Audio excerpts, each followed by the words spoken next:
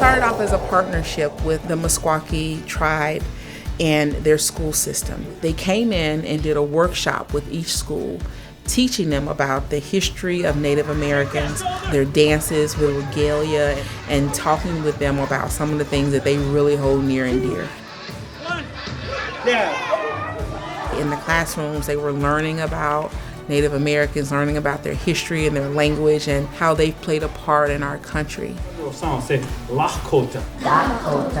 So the learning took place in the classroom with the curriculum.